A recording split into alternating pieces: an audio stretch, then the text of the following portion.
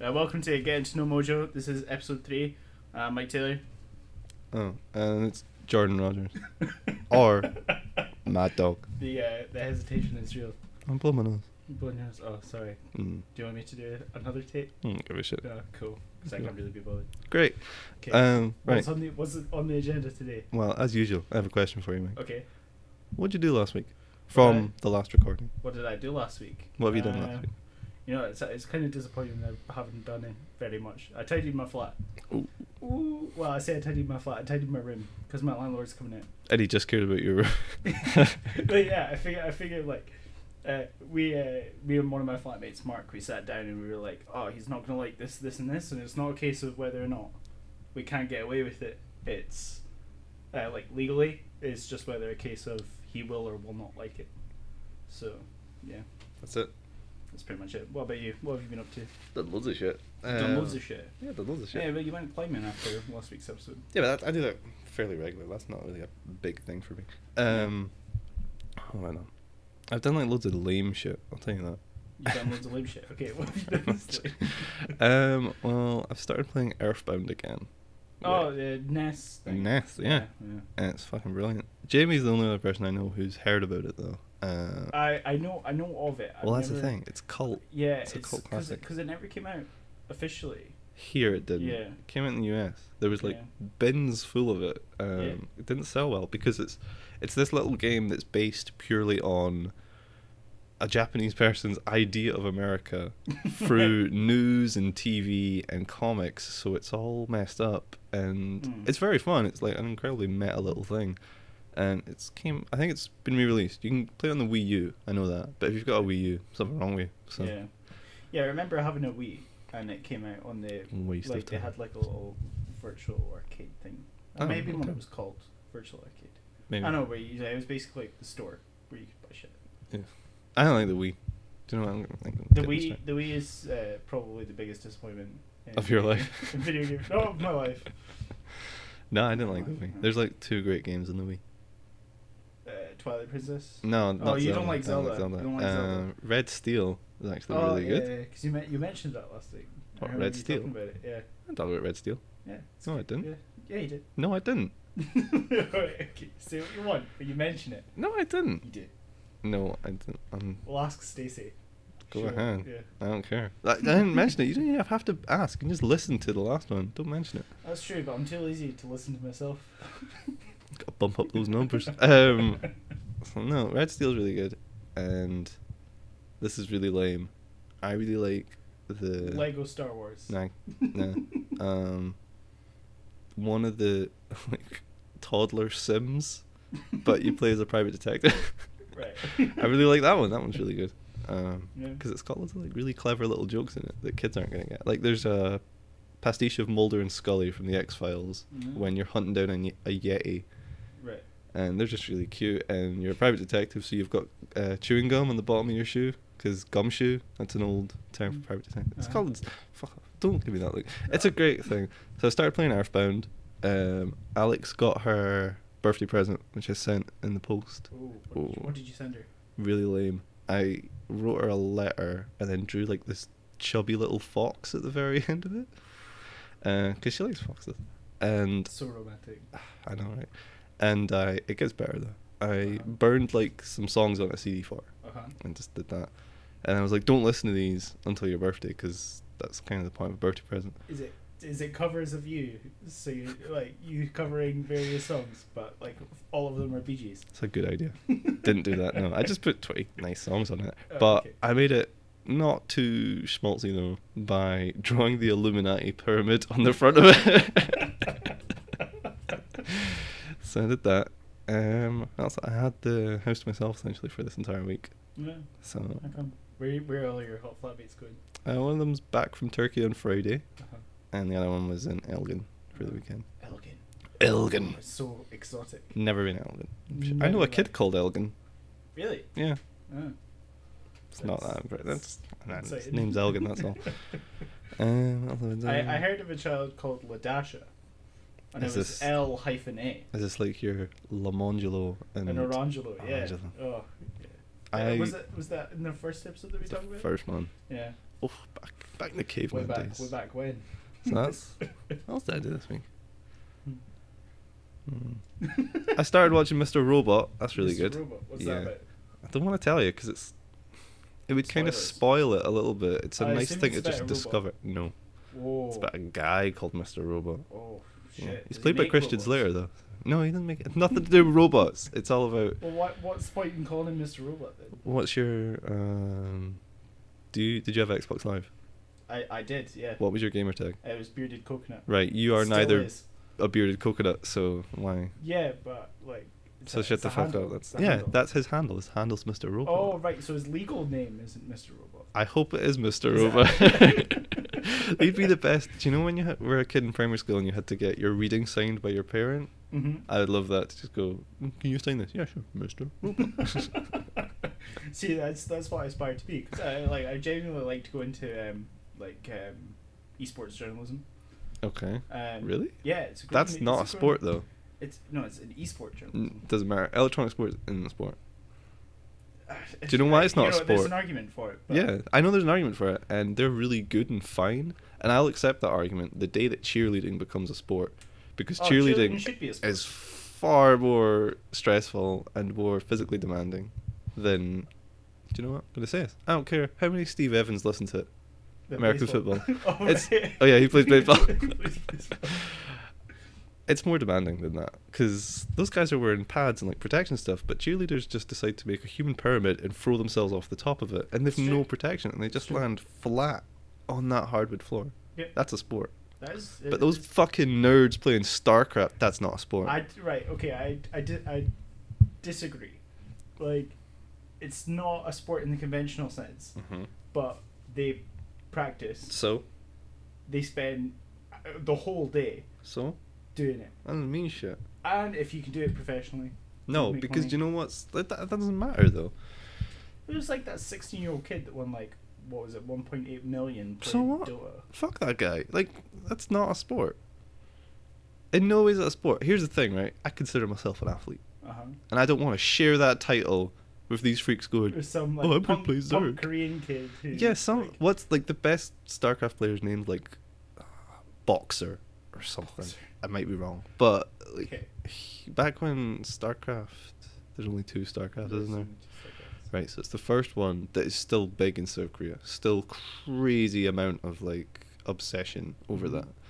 The best player of it is called Boxer or something. And he goes like, oh yeah, I get up at 5 and I train for $. I'm like, no you don't. You don't train. Don't fucking compare what you do to what I do. There's just no... Why? Because like, I could get hurt. If he has a coach... Coach doesn't mean shit. A coach... how do you have a coach for a game? They have coaches for... How do you coach someone gaming? I don't know. That's why I'm not a coach. Right, first off, you don't need coaches in gaming because you have tutorials in the game built for you. Yeah, that's to help beginners. No.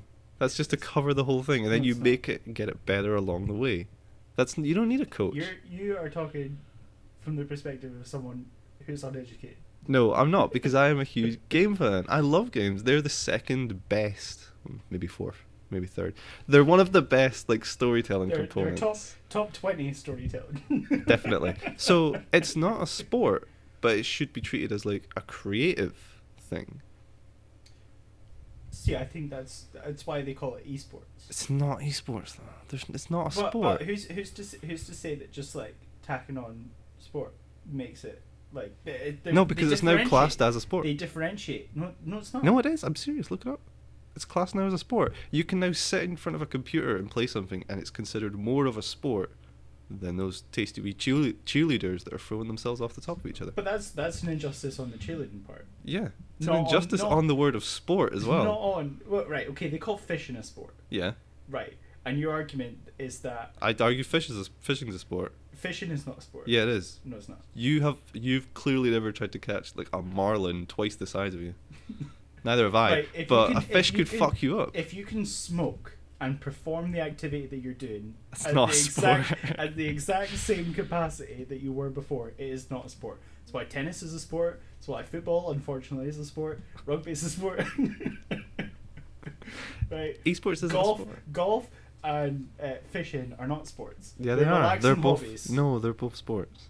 Neither are. They're boring sports. They're difficult hobbies. No, they're boring sports. but they are sports. Gaming's not a sport. It's okay, gaming. so would you say that wood carving's a sport? No. Exactly. Wood carving's not a sport. Right, because that takes more physical activity. Okay. And more mastery of the craft. Okay, but here's the difference. Like, if you're wood carving something, it's to make something. When you're doing a sport, you're not making anything. You're just competing in a game. You're making a victor. That's what you're making. Victor. It's not a sport. I'm not sharing that with those fucking nerds. My point was. I said I wanted to be an esports journalist. Yeah, alright, go on. Let's hear this. I forgot what it was. No, we were talking about stupid names, then you just go, I want to go into esports journalism. Oh, yeah, your handle. Yeah, your handle was cool. So, right, why does that lead you to want to do esports? Because then I could write an article. With stupid names, yeah, okay, I just realised that. You could be following, now here's where esports is shite, right? Okay. We had, I'm a big fan of boxing as well. Mm-hmm. So at one point we had the fight of the century, and it was the Rumble in the Jungle. There you go. That was George Foreman versus Muhammad Ali.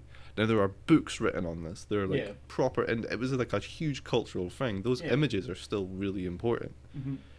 You can't compare Muhammad Ali looking ripped like a warrior god as compared to a guy just. Wait, hold on. I've got a keyboard. Maybe we'll use it. That's what they do. Somebody will do a couple clicks and then people lose their shit, and all I think of that is nerds, and that's from someone who has real love for these people. I like people who game a lot. I don't have anything against them, but they're not sports. I think in the next 10 years more and more people will agree with me. Yeah, so they're wrong. That just proves that you've got dumber people, that's all. Which annoys me, because what's meant to be a fact is that we get smarter with each new generation. Mm-hmm. But I think right now we're just deciding that's too scary, let's dumb them all down. That's why when I asked one of my friends how do we make this thing more easier, more people listen to it. Go to this. Yeah. Right, okay. And he was like, well, you need to do X amount on Twitter and Instagram and all this. And I was like, I don't have any of that fucking shit. Yeah, and I'm not going to start having any of it either, because you need to, it's just start networking. Yeah, fuck that. I don't want to do that. Well, we have a Tumblr. Why do you have Tumblr? We agreed that Tumblr's shite. Tumblr is shite, right? But it's also a really good medium for sharing a podcast. Why don't we just get iTunes? Because I don't have the time. Well, I'll do it then. I'll do it right now. Right now? Yeah. Oh, I'll do it later. I've got my. We will go on iTunes eventually. Yeah. Yeah, that's the. Can we make it? No, all the podcasts are free, aren't they? Yeah.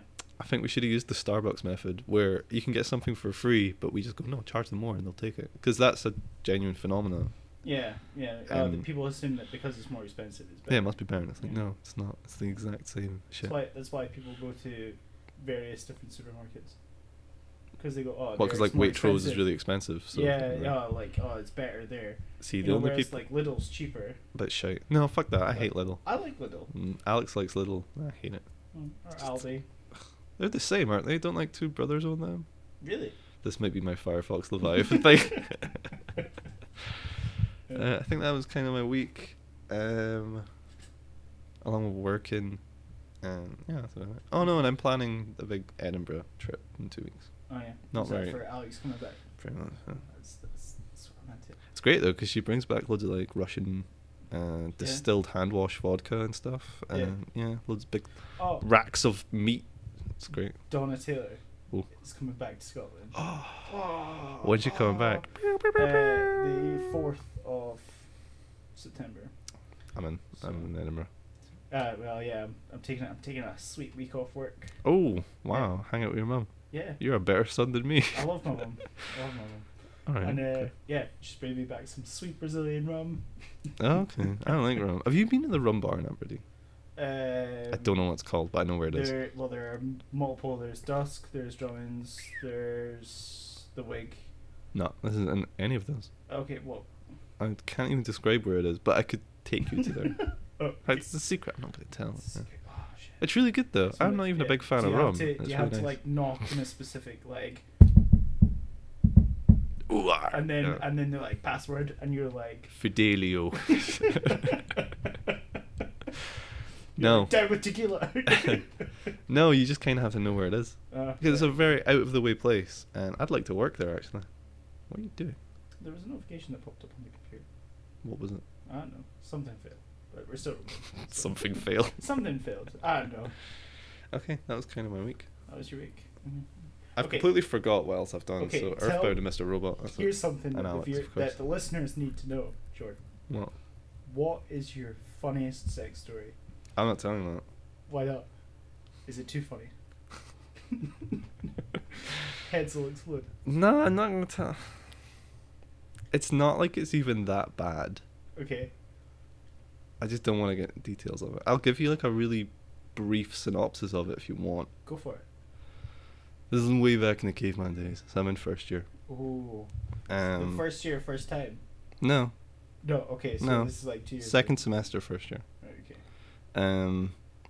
And I'm going out with some friends who I don't really keep in touch with now. Not because they're bad, just one of those things you just kind of quit keeping in touch with them. I went to garage and I met this girl, and I'm not going to give her name, but she did go to RGU. Okay. That's right. That's fine. Cross-pollination. Call her Cindy. I'm not going to... Her name was Cookie. So I meet Cookie at garage. And I don't really like nightclubs that much. I don't really know what to do with myself. Like, if you're not looking to get off someone or get drunk, then not big there. Now, I was there, but for a reason. But I'm also not very good at, like, just going up to people. And well, no, it depends. Like, I have no problem if you just go up to somebody and be like, yo, you're a shithead and I hate you. But, like, I'm not that... Walking up and be like, hey, baby. Yeah, I can't really... take you home. Cook for you. I just thought of that. I am quite good at that, though. Because I just... because I just kind of like go, hey... That's it. That's enough. I just think you would stare someone down, and then they'd be like, "Yeah, right." Kind of, yeah. That might work. No, yeah, that definitely works. I've never asked a girl out. Girls ask me out. Yeah. So just kind of found Cookie, and we go back to Wilman Hill. So I pass by Wilman Hill, and I'm just like, oh, nostalgia. And she's very she's quite dominant as well. She's very like, you're here for one thing, so that's it. And then we start foreplaying about for 20-25 minutes or something, and then we're getting into the deed. So her legs are up near my head. You've told this story before. Yeah, I've told you. Yeah, this is why it's not that interesting to you. And she's like doing something that pisses me off, and I'm just like, no, we've done that. We're doing this now. And she keeps trying. I'm like, do you know what? Forget. And I just pulled out and left.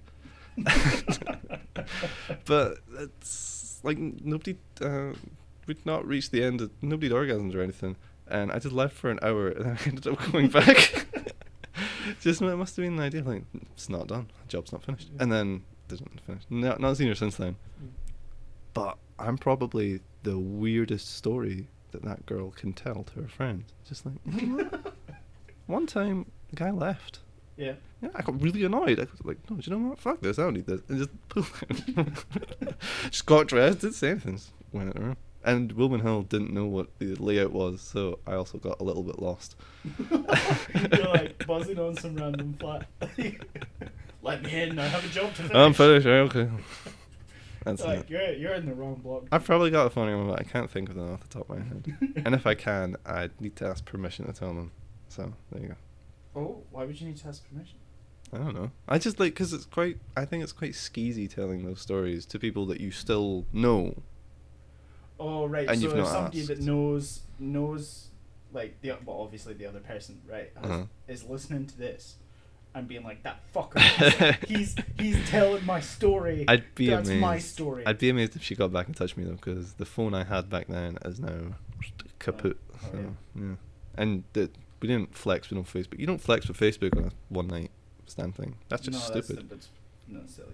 That just leads to the only mail you get in first year. Just like death threats and paternity tests. Neither of them are good. So don't flex with Facebook in first year. There we go. So hashtag spitting wisdom. We've got I want to know from you, not your funniest sex story, because I imagine you would just tell me one of Graham Taylor's ones and just pass it off as your own. No. That's no. No, not funny, just torturous. No, that would be torturous. Who are the 2 Australian listeners we have? I don't know. How do you know we have Australian listeners? Because on YouTube it breaks down where the listeners are from. Okay. So we have like 78 or something from Britain. Oofed. If they each give like £1. One in Brazil, which is my mum. Right? But not your dad. It's like, fuck man. one in Germany, which is my friend Max. Okay. Well, I assume. You assume he's your friend? No, I assume his name's Max. Okay. His name was Max when I knew him. Yes, he may have changed. And two from Australia. So And you don't know who the Australians are? No. Oh, wow. It says it's pretty cool, the YouTube analytics. That now scares me a little bit, because Why? if you go and check it, you now have at least one listener in Japan. How do you know? Because my friend Lorraine lives in Japan. Oh, right, okay. And she was asking like, what was up to? I was like, oh, yeah, I'm on this podcast. You get mentioned on it, by the way, because it was last week we talked about Pokemon. Oh, right, yeah. Obviously, we're mad racists, so we just assumed Pokemon Japan. Yeah. So they make me. And we had a big argument because she then heard about how I'm like, nah, it can't be that big in Japan. It has to be a niche thing. She went, get fucked, it's totally big everywhere. I'm like, but then I tied it back to what I said before. I was like, yeah, so what? That's just advertising and culture everywhere. Dads don't fucking play Pokemon. Like, there's no way 40-year-old men are dicking around caring about Pokemon. That's just stupid. I don't know. There will be. No, eventually. It's this generation. Yeah, and that's going to be dire as hell. Yeah, I kind of I'm sad for the world. Made a mistake about Pokemon last week as well. Oh. You were talking about Arcanine. Oof. I mistook it for Arceus. Oh, right, okay. So that's why I kept calling it a god. People must be like, he really likes Arcanine. I'm like, no, I know it's the dog on fire. I mistook it for that god horse. Yeah, it's the fire dog. That's the first retraction. see, what we're gonna have to do is every week we'll just have to write down a list of stuff that we need to retract. So that's a big mistake there. So yeah, she doesn't mind it. Mm-hmm. She was a little bit. She went, "This is 2 hours long." I was like, "Yeah, it's a podcast. You're meant to listen to them on the way While of you're doing stuff." Yeah. And she was like, "Well, okay, whatever." So many people at work have been like, Too long. I'm not sitting for 4 hours. Fuck you. Yeah, and I'm like, well, okay. Well, you don't have to. We're not asking you to sit for hours. Yeah, exactly. Like, Why not listen to the first half hour of the second one? Oh, really? In Romania, and I lost my temper. Oh yeah, because I was like, "You're fucking Romania. Why you?" We did have a couple of Romanian listeners. Oh wow, okay, that's cool. No, I said that too. But no, I don't. Yeah, although perhaps people don't listen to as much podcasts as I think, because I was talking about them to my friend Martin, who I'm gonna do with. We would do eventually next time I go to Glasgow. Hopefully, do one. So we need to get a network going. What do you mean? Like a podcast network. You know, like we need to get some listeners first, so we can fucking quit working and just live off this sweet sponsor money. That would be so good. Oh my god.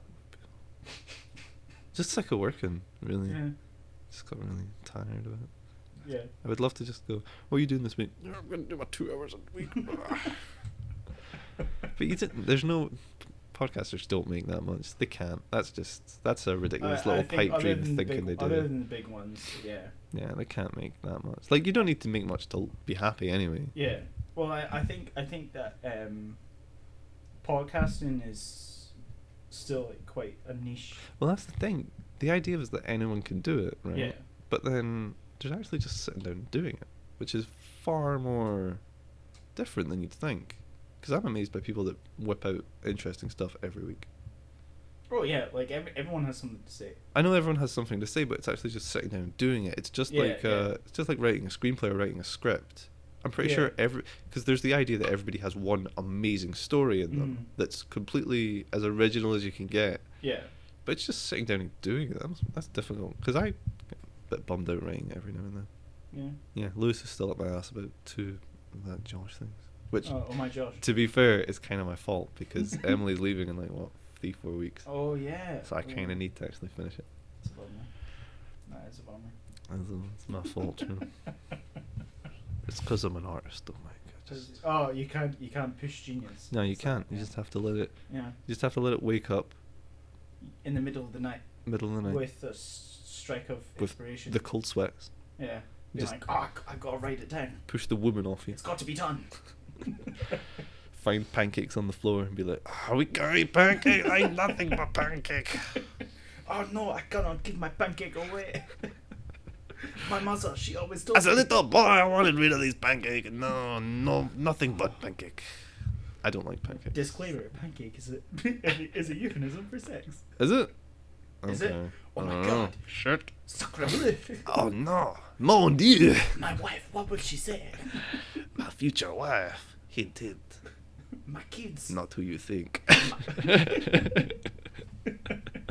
What would you call your kids if you had any? Brad and Angelina. Whoa, that was too quick. Why would you call them that? No, I wouldn't. I'm a very sentimental person, so I would like to name them after various other family members. Oh, Alex doesn't like that. I'm not saying me and Alex are having kids. I just want to make that perfectly clear. But if given the opportunity, that's what she would have. No, she doesn't like that. She thinks it's tacky. But I've thought of names because I don't want to have kids because like you should adopt a kid rather than make one. Because there's lots of kids need adopted. There you go. Solve overpopulation right now. Just did it. There you go. I want some money, UNICEF. I would adopt, but I've heard that it's quite a very mutant children. No, I heard like it's quite a like laborious process. Well, like just actually doing it. Yeah, like because you have to prove that you can care for the child and provide. Or else you end up getting Adam Sandler parents from Big Danny. I saw that documentary. It's terrible. What happens to Scuba Steve? Scuba Steve. But like, if I had names to a kid, if I was a boy, I would want to call it Grandmaster 3000. Because he'd be the coolest kid in the world. And if it was a girl, you'd call it Aragon. No, Hero. Hero. Oh man. Or oh shit, what's it called? Fire. I'd call her Fire. Fire. Yeah, because when people go die in a fire, I'd be like, what the fuck are you talking about? You talking about my daughter? You talking about my daughter? I'll fuck you up. Fuck you up. It's like, no, it's a saying. I'm going to Wikipedia this. I want you to know, kid. Go die in a fire. So yeah, I'll fuck you up, son. Those are kids that I don't want to have, and the names that they would have, which won't exist because I don't want them. Right. Okay. Yeah. That's adorable. I know, right? What I would like. See, I'm not big on pets either. No, oh really? I could imagine you having a fish. I'd like a fish, but like fish is boring. But fish that's kind of why I like. I'd like a rumblefish because they fight. Oh right. But only if you get two males, and one of them will fight to the death, and the other one will die to the death. Yeah. So. Will die to the death. That's how it he'll works. He'll die to the death. Yeah, this one's like I'm gonna fight you to the death, and that one's like I'm gonna die to death. Rumblefish are quite sweet. They're quite cool. But obviously not worth the hassle. I don't want to be scooping dead fish out every couple of weeks and going back to the exact same pet store being like, I need more rumblefish. Well, see, that's how you get the alpha. Yeah, I know. But then all I'm doing is training this one buff fish over and over again, and I don't want that. And then you could enter in competitions and stuff. Pretty sure that's illegal what you're describing. No, you might have a point. That's probably some underground thing. Fish fighting ring. Yeah, that's got to be a thing like in Thailand or something. Probably. You can bet on anything. Because there's only so much Muay Thai I can do. I will eventually get broken in half. Where's my alpha fish? He's unstoppable. Eventually he starts fighting real people. Nobody fucks with stone flips. Yeah, there we go. So yeah, I'd like rumblefish. I had goldfish as a kid. But like fish you just kind of feed once or twice a week. No, twice. Every 2 days. I've never owned a fish. So. You feed them whenever, I think. It's like science. They have like a feeding just like schedule. Yeah. But then they don't. Like a snake. You only feed a snake once a week. I asked Emily how you could tell the age of a snake. Like, do you just cut it in half and count the rings? Because I don't know. I genuinely have no idea. It's just always interested me. No idea. What did she say? I don't know. Oh shit! Like, some fucking zoologist. That's something for the comment section. Yeah, that's a good point. Should we ever have anybody that knows anything? Yeah. But fish, you just kind of ignore them. You don't have to do anything. So in that case, why not just have plastic fish? I'd have a plastic fish pet over a pet. Like a fake. Yeah. A fake fish. Yeah, you get the exact same amount of stuff out of it. That's true. Whereas like a dog has personality. You get slightly less movement. No, you get a little motor in it, I guess. Oh right, okay. Quite cool. Okay, so you're thinking an automated fish then? It's not automated. It's like a little plastic motor. Let's not get ahead of ourselves. I'm not advocating robot Blade Runner fish. I just want little plastic motorized fish that. What will that do to the underground fish fighting rings? Not much, I imagine. Unless we then invent robot fighting fish. Boom. There's an idea. Right. I know. I was going to do engineering in Dundee, so I can do some of these. Shit. Finley Davidson does engineering. Did I tell you? Did I tell you about the gun that I was looking at the other day? Is this the plane? What? Right. No. Okay. There's a gun that's called the GAU-8 Avenger, right? And some guy built this gun, and it's massive. Is it like a Kalinko? Bigger. Never mind. Bigger. Okay. Right? That shit, it's bigger than a Volkswagen Beetle. Oh, okay. Right? It's not a Kalinko. Kalinko's like a large... It's like a submachine gun. Yeah, kind of, but it's the gun you always see in a movie and you're just like, oh, wow, what's that one? Okay. It's very rare. Okay, this is a car gun. Yeah, this is it. Alright, so some guy built this gun, right, and gave it to the US Air Force. Mm-hmm. And they went, shit, man, this gun is so good that we need to build something to put it on. Okay. Right? We can't just stick it to like some fucking Spitfire or whatever. Spitfire? Right? Do you still think pilots have got like leather helmets, like flying leatherhead, the John Wayne movie, and the big awesome goggles? Yeah, I wish that's you can't the stick it pilot's on like fucking Spitfire or here, boys, we gotta go and fight that ISIS. They're a bad egg. Jimmy, you be my co-pilot. All right, Maverick. Right, okay, so danger zone. So this is getting put on an F-35 or something. It's like some crazy like new plane. Yeah, right. So, but when it's like the way that it's attached on the plane is that only the rotating shooty bit comes out. Yeah, the barrel, right?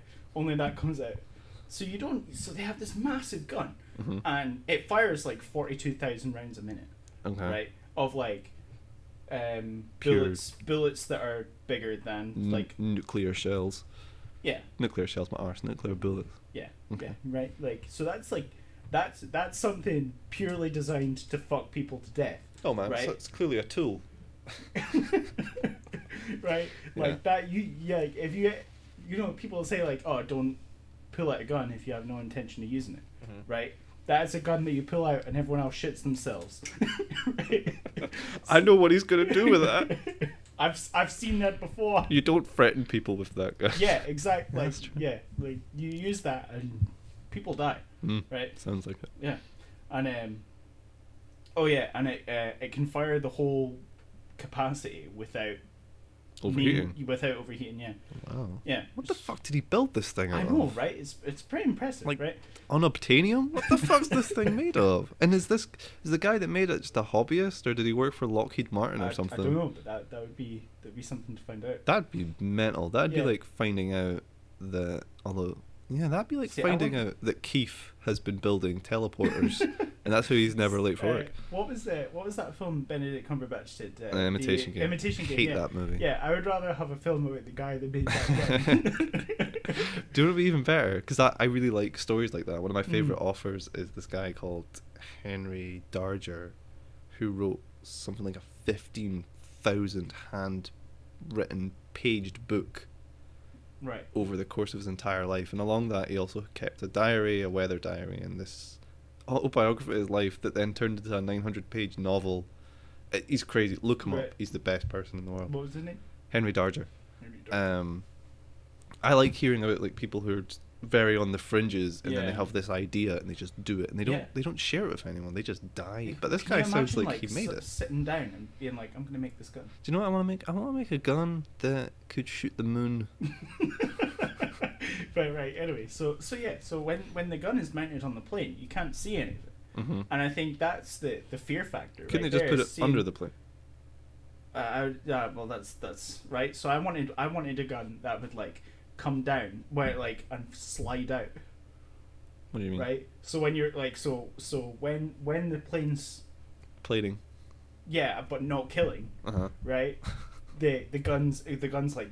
It's inside it. Yeah, and then it comes down. You want like folds, flaps? Yeah, down. Okay. Right, because that's like I'm gonna fuck you now. Like you're gonna die. Like you see that like gun. In my head, down. You're just imagining the plane as a holster, a flying holster. Yeah, exactly. Okay. Exactly. Could even call it that. The FH. Here's our new plane. The FH. Don't fucking try it. Exactly. Like what have you got underneath it? The motherfucker. That's what. What's the gun called? The Avenger. The Avenger. Yeah. Avenger. Yeah. That is such an unnecessary thing. It's an amazing thing to be made. It's just very unnecessary because just the one. I would argue a better invention than the phone. Is it a better invention than the smartphone though? Oh, because I don't have a smartphone, so I'd say no. Fuck everybody. I don't know. I do like having a smartphone. It's nice being able to access Facebook wherever I go. You know, Sponsored by Facebook. Instagram pictures of whatever I'm eating. You don't have an Instagram. I really don't. I boycott Instagram. Good for you. Do you boycott Snapchat? Yeah, more and more. Like, Okay. I have a Snapchat. Yeah, I'm constantly frustrated at what people choose to send me. The only person I know who's got a good Snapchat is Martin. And it's not because he does it often. He's much like you. He's just like, okay. But his name's brilliant. Okay. Doc Martin. But he spelt it like Doc Martens. But he's referencing the shitty ITV show. Yeah, with what's his face? the guy from the PG Tips adverts now. That's Johnny Vegas. No, they changed it to that guy. Yeah, I can't remember his name. He was on Men Behaving Badly though. With Yeah, he Neil was. something. He was. Such an arsehole, I can't remember his name. It's really frustrating because I know it as well. I'm gonna say it's Martin something. Go for it. I really don't know what his name is. It'll come to me at the very end. Yeah, the second we stop recording. Kirk Douglas. So no, that's yeah. What the fuck were we talking about before you distracted me about a gun? We were talking. Oh, I don't remember. Me neither. Finlay Davidson is an engineer. We were building something, weren't we? We were. What were we building? I don't remember. A Lego castle. Do you know what's really irritating? It's recorded. We could know if only we could go back. Can we still record while hearing what's? No, that's stupid. Is it? Yeah. I think it sounds good, but whatever. It's a thing for Reddit. You were gonna build something. Best Reddit. You're gonna engineer something, weren't we? Completely forgot. Okay, so what's new in the life of Jordan? Nothing much. Of Jojo. Oh, okay, right. Okay, we can take this opportunity to explain the name of our podcast show. You if could people try. I was still don't confused already by get it, right? Do you know what? Seeing as you told me that we're not allowed to make money off the first episode, can you get rid of that opening then with Darude? Because even if it's a little bit of money, I still want it. Even if it's like 20p. Yeah, like fuck giving that to whatever guy. Darude. Yeah. Yeah, that's their name. Oh, yeah. Yeah, fuck that. I don't know. Fuck that guy. I think it's a good joke, but this is where we get a lawsuit from Darude. I'm not scared of Darude. Yeah, that's right. He should be afraid. Do you know what? He's scared of me. Do you know why? Because your song's a joke. Fuck you. What you spent ages working on, people just rip it, piss out of it, and they should because it's shit. Because it is like only. It's just irritating. Only the first minute and a half or worth. The only time I've ever heard Sandstorm being used well is where it's being made fun of, and it's by Fantasy Fiction episode 12, I think. And it's just Dom Mesquite says this is the sound of fantasy, and he goes and Zane Bauer and Josh Henderson just go, are we sandstorming? He's like, yeah, it's the sound of fantasy. So that's that one, and it's played in the best film of last year, Under the Skin. Okay. When they're in a Glasgow nightclub, just to show you how Birdman was the best film of last year. No, fuck off. Birdman came out this year. Oh yeah, January. And I like Birdman, but it's not as good as Under the Skin. It's classed as last year though, because it's the film year. It goes February to February, doesn't it? I'm just saying. You're not wrong. You're not wrong. No, Birdman's good. Just it's not as good as Under the Skin. Under the Skin is brilliant. I liked Birdman, but I thought it was quite overrated. Yeah, but like, it's very difficult to find something that's just perfectly rated. I can give you 3 right now if you want though. Go for it. Chinatown, perfectly rated. You can't overrate that because it is just the best film ever. Okay. The Room. Snowpiercer, obviously, it's the greatest film of all time. Love Exposure is the greatest film of all time. Okay. That's right. Okay, 3 greatest films of all time. What's your favorite Christmas film? Oh. That's again like another split for me. I know it is August, but it's never too early. Yeah, I don't buy into the whole. I'm not a Christmas person. Die Hard. Die Hard is the best Christmas film. Yeah, I was about to say I love Love Actually. I don't like Love Actually. Fucking Mikey Knight though, here he is. Yeah. Loves Love Actually. It's a beautiful piece of British cinema. It's pure shit. It isn't though. It is though. Richard Curtis. I hate that guy. I hate. Fuck him and Hugh Grant.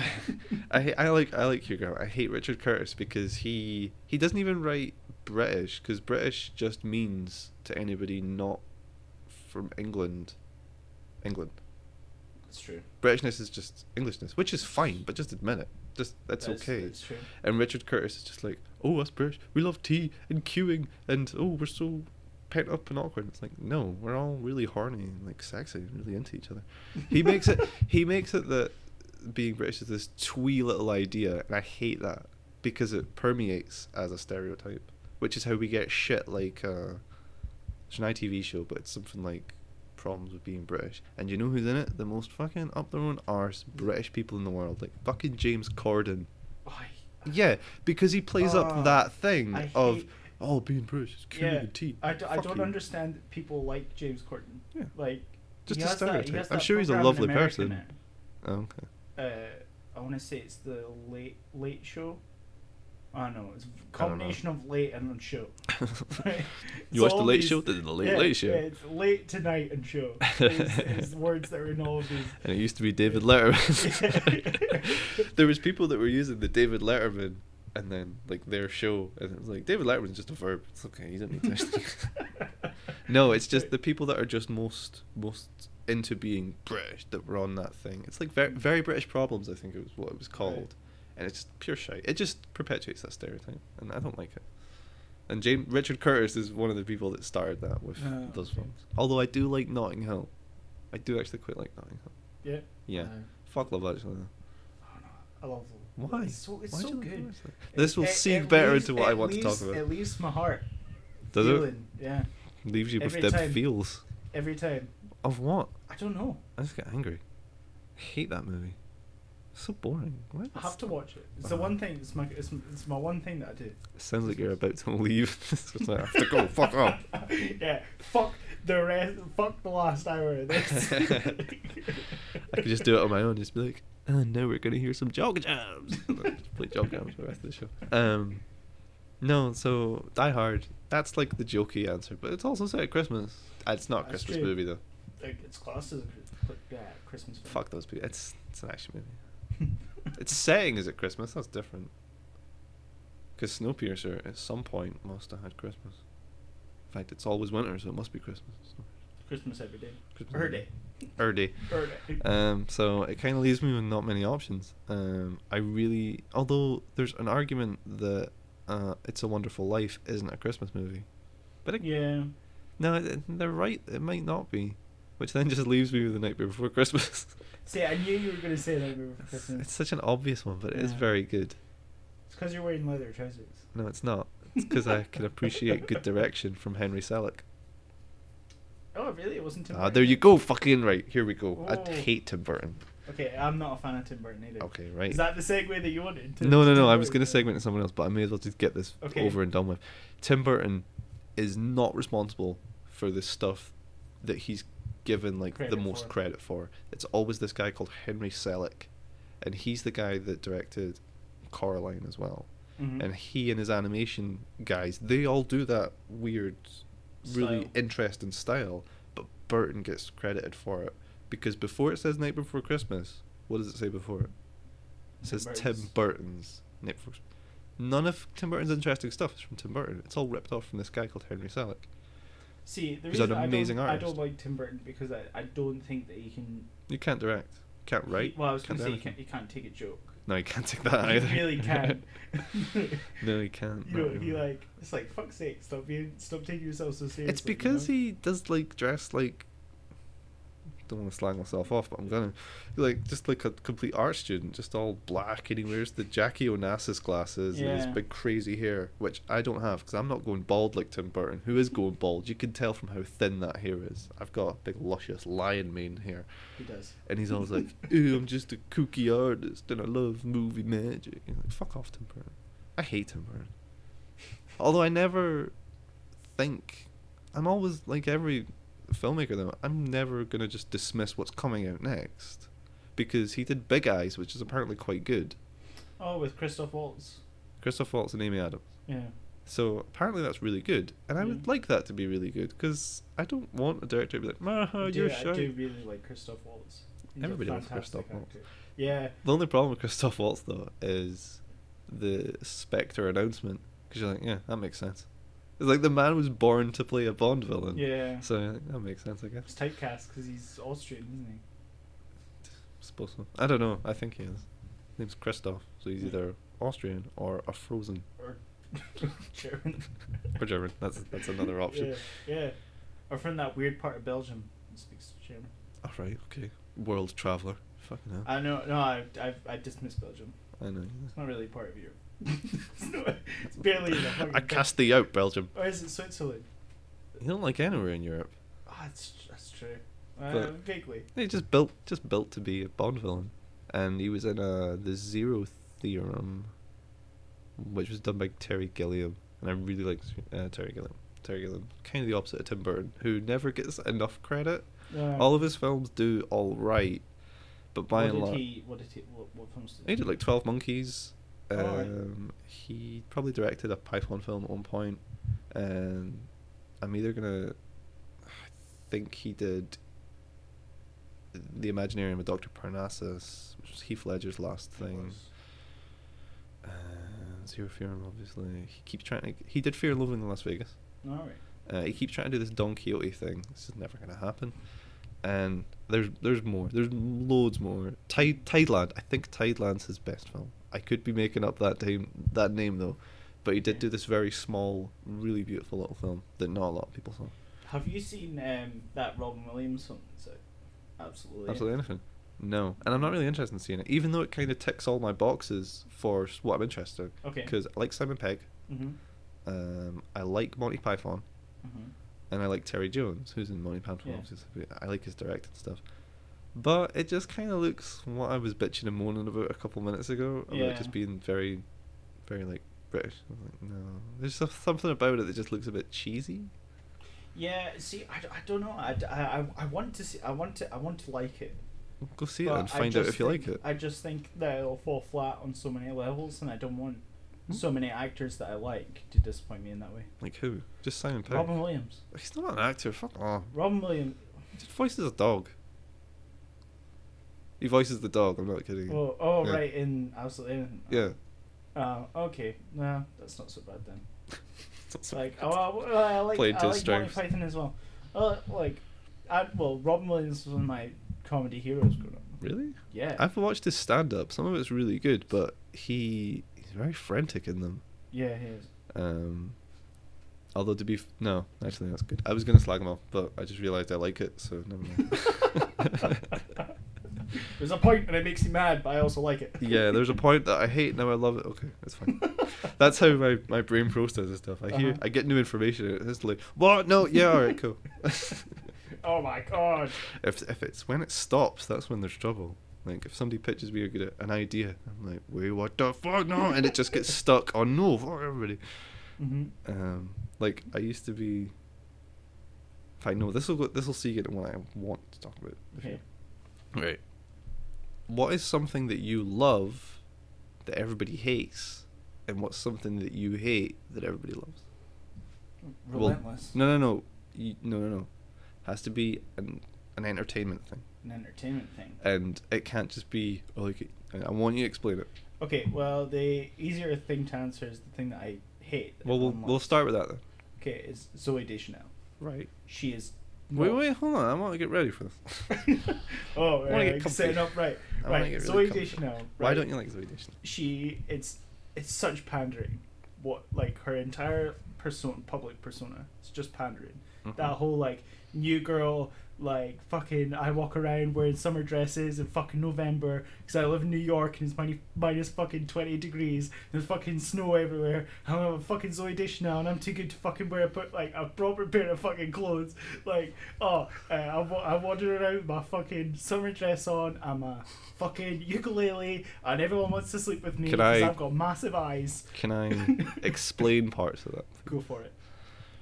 I'm with you on the ukulele. However, there's something just very charming about a ukulele that most people just react well to. I like the ukulele. I don't can play the ukulele. Yeah, because you have to learn a ukulele. No. It's not a fucking mandolin. Play the mandolin. No, there's something quite charming about a pretty girl playing a ukulele. I don't know what it is. There's just something that people she's react got this to. like, ooh, I'm so offbeat. I'm so right. kooky. First off, like, I think you'll probably find that in real life she's not dicking around in summer dresses all the time. She'll be dicking around in summer dresses when it's summer. I disagree. And if she is dicking about in summer dresses year long, she's probably not in New York then. She'll be on the West Coast. In which case, where were you want? Oh, look at me. I'm fucking Zooey Deschanel. I'm hanging about Sorry, Joseph Gordon-Levitt. Stop right? saying that she pronounces her word in the third person. She doesn't go around going, "Hi, I'm Zooey Deschanel." It's like, yeah, we know. No, she'd be like, "Hi, I'm Zooey Deschanel." No, she. I'm so cookie. No, she wouldn't. I'm so offbeat. Right, here's the thing. I think you don't like her because I'm so Tumblr. I think you don't like her because of an image that's projected. I don't but like then her. you're attacking the person. You're not attacking the problem. No, it's the. Or do you think it's her public? I think. Do you think she made it? I think behind closed doors, like she's the exact same. No, she's totally different. Right, so then you can't hate the person for how they project no, themselves. I'm hating her public persona. Her public right, so you persona don't. Right, in that case, you have to put a little asterisk TM. beside that and go, I don't like the public persona. I'd say that. No, you. As soon as I asked, you just instantly went into I hate Zooey Deschanel, as if she's the bad person here. You clearly hate her. I don't think she's a bad person. I just think she's scum. It's the same thing. Actually, that could probably get me sued. No, that could get. Because she's not gonna listen to this. Yeah, I know, but somebody could say, "Oh, hey, Zoe." And she'd be like, "Sup, Zoe?" Well, if we're gonna some fucker on the internet saying bad things about you, and she's like, "Well, that's never happened before." That's never happened ever. Oh, the internet's full of nice people. Okay, you're clearly very passionate about what's something that you? No. I want to get you. Over something that I love that everybody hates. Everybody hates. That's more of a tough question. I know it is. But that's why I just take your time. Hawaiian shirts. No, that's not entertainment. This has to be. It's entertainment for me. No. This has to be like a person, a song, not a song, like a band, film, book, whatever. It has to be something that people could just be entertained by, not you fucking Hawaiian shirts. I do like Hawaiian shirts. All right, fine. They're beautiful. You can talk about them while you think of what you love that everyone hates. I just keep thinking of things, not like entertainment things. Well then, I fucking love crispy M&Ms. Nope. Doesn't count. Nobody else seems to like them. Doesn't count. I would say this is tough. It's tough. There's a lot of silence in this. Yeah. I'm fine with silence though. This is advice I've gave people. It's like, be comfortable with your own company.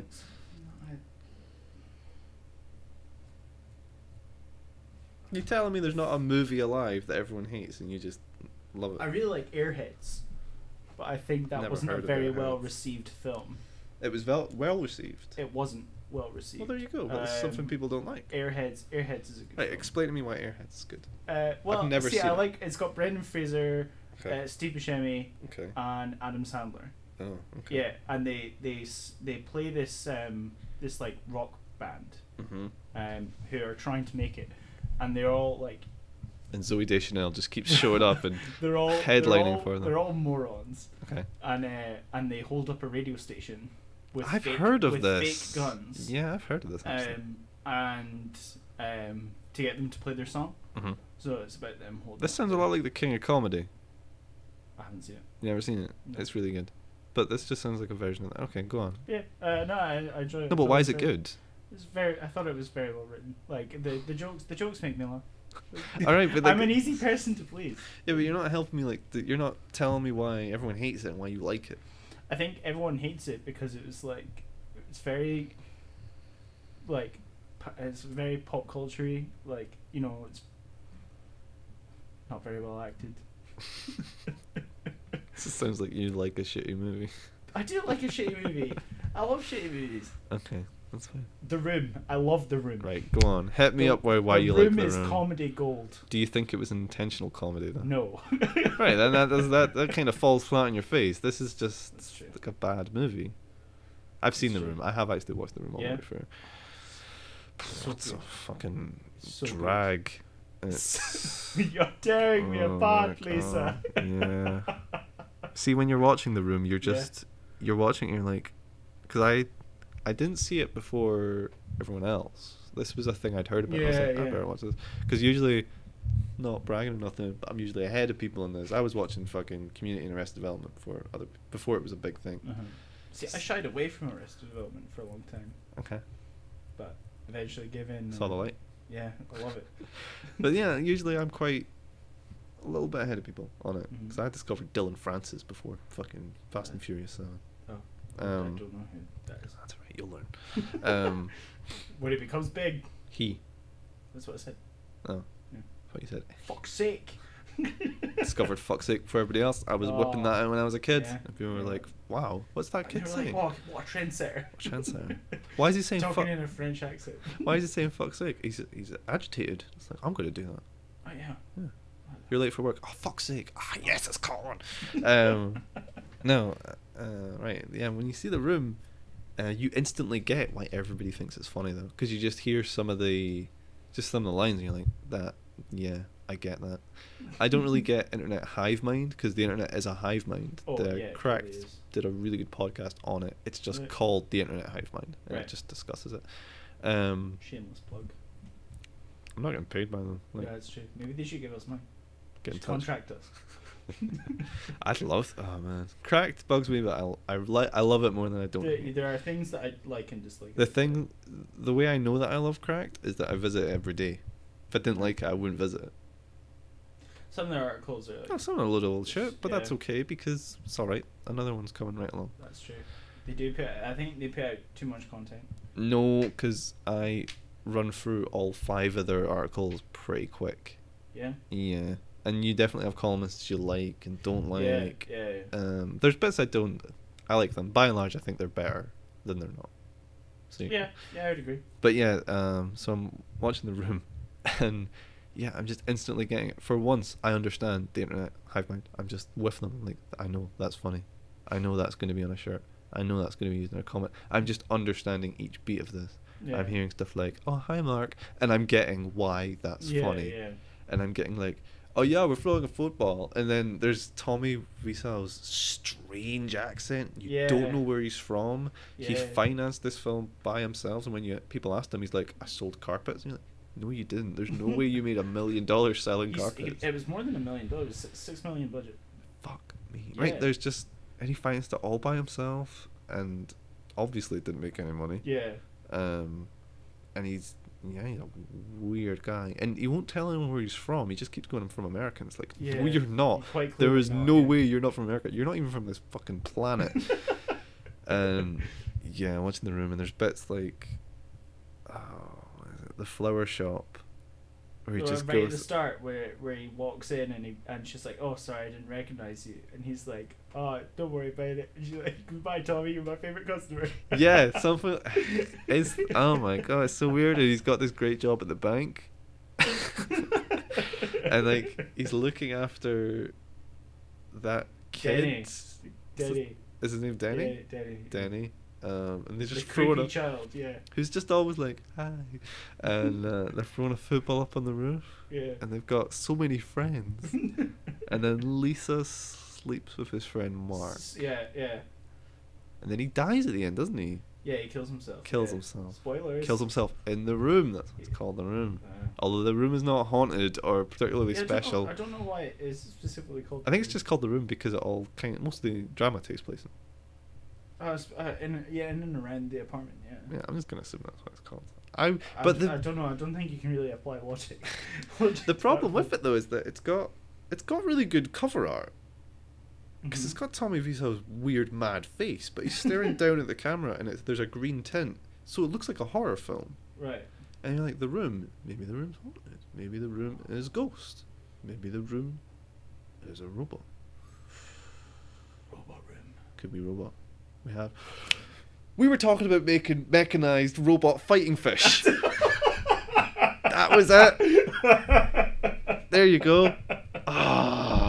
It all comes back. It's the circle of life. Oh, right, thank God. Mechanized robot fighting fish. There we go. Right. Can we make one with the face of Tommy Wiseau? No. We need to talk about this, and then we'll return to the mechanized robot fighting fish, because I don't want another fucking tangent. Okay. Tommy Wiseau. I'm now thinking Green. about the guy that plays Doc Martin. Oh. Fuck. Right, Tommy Wiseau, he's in the room. It's a good cover. It looks like a horror film. Yeah. And then it's obviously not. In some ways that it is a horror film. Depends how you look at it. I've saw people that get upset watching it because it's really bad. And I'm like, yeah, but okay. See, when you first started... I don't think it's as bad as other films, though. I think there's worse films. Jack and Jill. No. Is a worse No, okay, that's a good example of what I was going to talk about. I was going to talk about, like, studio-backed blockbusters. Yeah. Something like The Room I can forgive because it's amateurish. Yeah. It's made by amateurs, even though clearly mob-connected alien amateurs. It's an amateur attempt. My two amazing films, which I'll tell you about next week, not this week. And we can watch them when we're not recording. They're amateur efforts. If anyone was to see me in it and slag me off about it, that's totally fine. But I'm 17 when I did that, so it's okay.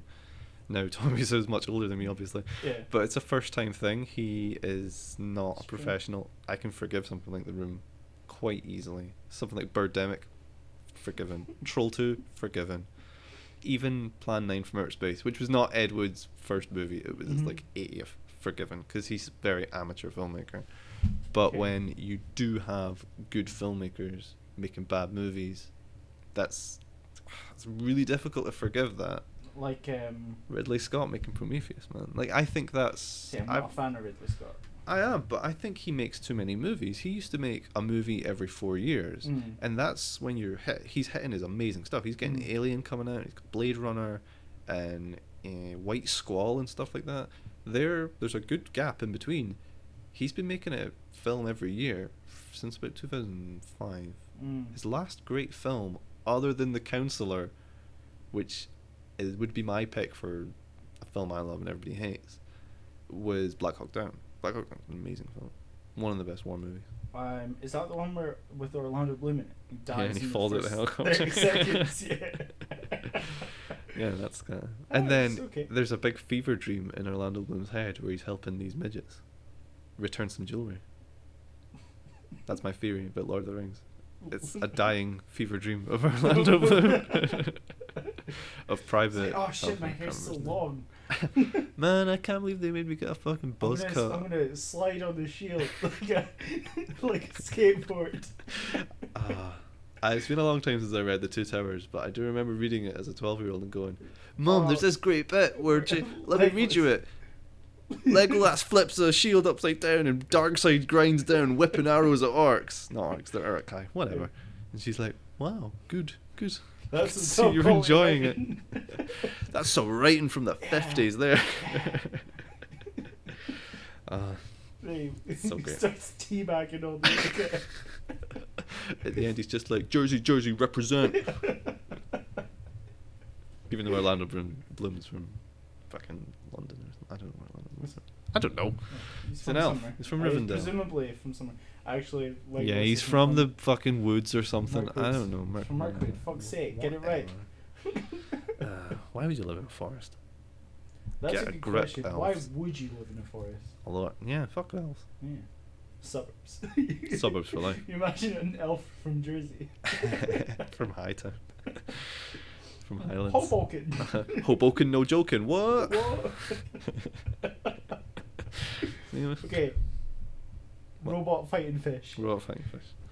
Right. Yeah, that's a great idea. I don't know why we don't have that. Oh well, you wanted to come back to this. I have. I'm just now thinking. I was thinking about it while we were talking about it ages ago. That's a great idea. We should do that. It's got everyone's happy with from that. Peter fine, Emily's fine, RSPCA's fine, animal right freaks are fine about it. Yeah, robot fighting fish, totally fine. I think I killed a spider or something around Emily the other day. Yeah, she doesn't like She people. was like, "What the fuck?" It's like, Emily, they have like 500 at a time, I'm sure. Yeah, but don't they eat then like 300 of them? Do they? The spiders eat their young, I'm sure, which seems like a really clever way of keeping yourself alive. Now that I think about it, I may have to retract not having kids. 500 babies. Just keep having kids and eating them. Be like, we never have to buy food again. You just bun in the oven. That's why it's called that, because you're gonna eat it when it comes out. I'm telling you. No, because they bake it until it's done. Yeah, and then you eat and it. And then you remove it from the oven, much like giving birth. And then you eat it. That's how I imagine that like delivering a baby. You put on some oven gloves. Like open that. Bus door. drives itself. Yeah. I had a good idea about what to do with baby. Uh-huh. No, don't do this. I'm just saying it's funny. But the best, you don't have to waste money on cribs and stuff, because you got an oven. You just take out the trays of it, and you just put your baby in the oven, and then if it's cold, just put the heating on a little bit. Slides open. Baby's not going to fall out. Fine. Yeah. Don't waste money on crib. You've got an oven. Cook a baby. No, don't cook it. Don't roast that baby. That's the joke. Is that you'd end up cooking your baby. See, it's funny. see, guys, it's funny. Don't do it though. Don't do it, because it'll get back to me. Azrael, please do not do this. This is satire. Yeah, satire, parody, whatever. That's up to you. So yeah, robot fighting fish. I would want robot fighting fish. That's a good idea. I'm gonna make that. What would you call your robot fighting fish? I don't know. I call mine Tommy Wiseau. I don't know. It's just a fish. Who gives a shit? It has to have a name. Dirk. Call it Dirk. Dirk Cogless. Dirk Muscles. Yeah, robot fighting fish. So actually, we were talking about that because of pets. Why I don't like pets. Mm-hmm. Bear with me, because you have to use a lot of logic here. I don't agree with pets because I like them too much. I like animals too much. Oh, you wouldn't be able to cope with loss. No, I don't care about that. Oh. I don't anthropomorphize animals. People humanize them and give them personalities when they don't really have them. Like, people like to say your dog loves you, and it's like, no, it doesn't love you. It is affectionate towards you, but only because like you fed it and it's spent enough of time around you to become dependent on you. That's totally different from love. Because if I wanted to, I could love you, Mike, but I don't. So deal with it. But a dog can't ever do that, because we're putting an emotion on an animal that is totally different from us. But people get really upset when you hear that, because they really do like their animals a lot. But the way that I think is that people buy their pets more than adopt them. So as soon as you've bought an animal, you've agreed that that's an object because it's worth money. So in my head, you don't love that thing really, because you agree it's worth money. Whereas we don't agree as a species that you can buy people, which proves that we can love pretty much anyone because you don't buy them. We don't think it's okay to buy people, so that means yeah, people are worthy of love. Whereas an animal, we all are happy with buying them, so they're objects. I think as soon as you buy something, it's an object because you've agreed it's worth money. But then I don't think of my dog as an object. No, of course you don't, because you have attached your own emotion to it. What you have to do, Mike, is you have to think like a sociopath. I find that difficult. I don't, but and it's not, and I don't think that's okay. That's why I don't agree with pets. I get what you're saying. Because it leads to more problems than it solves. The reason we have so many animals that are abandoned or hurt or harmed is because we have this industry of pet ownership. We shouldn't have that. There's a lot of breeds of dog that shouldn't exist. They can't exist. If we were to just let every animal loose, too many species would just be murdered and killed, fucked and killed by much stronger breeds, and that's kind of how it should be. People are always dicking around with messing with nature, and it's like, okay, but we've already did that in a big bad way. Like, Pomeranians wouldn't exist if natural order was in place. So that I don't think we should have pets, because you ruin people by doing that, by making them lessen real emotions, and you also hurt the animal, I think, in the long run. So yeah, don't have pets. It's a really sad 5-minute spiel. Here's the thing though, right? I'm sad now. I'm sorry that you're sad, because I've got, it's not my dog, because whenever back in Perth, my mum and that, they've got three dogs. I say 2-3 dogs because when we lived in a bigger house we had 3 of them, and the third one was this big hell is it, a Newfoundland. Oh wow. Yeah, she's lovely. And that was kind of my dog, because I came home from work and it just followed me about and I just hung out with him. Mm-hmm. Like, that's the thing. Yeah, I'll hang out with my lazy. dog, but I don't pretend that I love this thing. I like it. I think she's lovely. Her name's Maddie and she's very cute. Actually, I don't love that animal. It's still an animal. I'll be bummed out when it's Deedsville, but get over it. Get over your bad self. Maddie didn't love me. Never gonna love me. She might be affectionate. It's different. And my mum gave her to my friend, not my friend, her friend, because my mum moved to a smaller house, and she's already got a Labrador, which is going insane, and an Alaskan Malamute, which is essentially a legal wolf, so it needs as much space as it can get. So this is coming from someone who has pets, and likes them. I had a chinchilla. That's how fucking awesome. Chinchillas are great pets, but I don't pretend that thing's capable of love, because it's not. No animal is. It can't do that. It's like when people hear about shark attacks and they go, fucking evil sharks. It's like, no, you're making them have a personality and a thinking process that they just don't have. I agree with the shark, but I don't agree with pets. That's why I'm saying you need to use some logic on it, because if you logically follow it, it all makes sense. I mean, if you've bought something... It does make sense, but at the same time, I disagree, because like you're taking the emotion out of it. Yeah, because you're just putting emotion where it's not needed. Okay, like you're saying that like that dog might not care about you. You care about the dog. Yeah, but you shouldn't. So? Right. So you're lessening that emotion by putting it on an animal that can't reciprocate it. I say that it does make a difference. Why? That you care, because like you care. I'm not saying don't care about living things. But the very fact that we are happy to slaughter pigs by the million, when pigs are as, if not more intelligent than dogs, shows that it's arbitrary.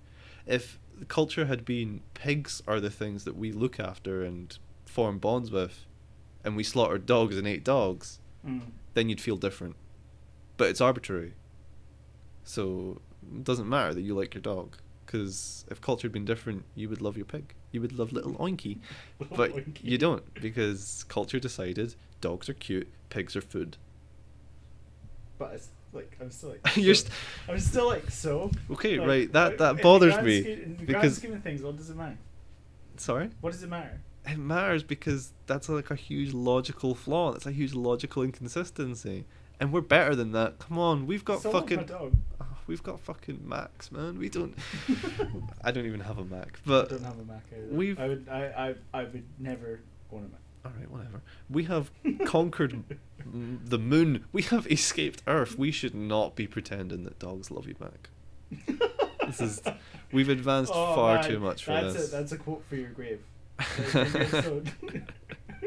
Wake me up when people stop loving their dogs. Would you be cryogenically frozen? Oh yeah, I would totally be cryogenically frozen. I wouldn't. Like, if you could guarantee that I would not die in the process. I'd like you to have that face, because your face really lit up. Yeah, like, when you said that. Die. Like, if you went to the cryogenic labs and you were just like, do you promise I'm not going to die? Like, no, you won't die. Right. Good. I don't want to die. Sign this. Sign this, I won't die. There's a great bit in the comic book series, Transmetropolitan, actually, which is about that. It's the year 20X something. I don't know what it is. I can't remember. But there's a great little passage where people who were cryogenically frozen are awoken, and then they're penniless essentially because all their money was tied up in keeping them frozen. And then they get out in the street and they're the crazy people wandering the street. And that really freaked me out after I read it, because I then left the house and saw all these like crazy people around the street, like with guys with the cups and whatever. And I was like, maybe they've all just been cryogenically frozen. They're penniless. They don't know what to do. Oh shit! Son. That's some trippy shit, man. Because it used to be like an idea in stories that somebody would wake up in the future, and it'd have to be the far future, and they'd be like poking stuff and not knowing what it is.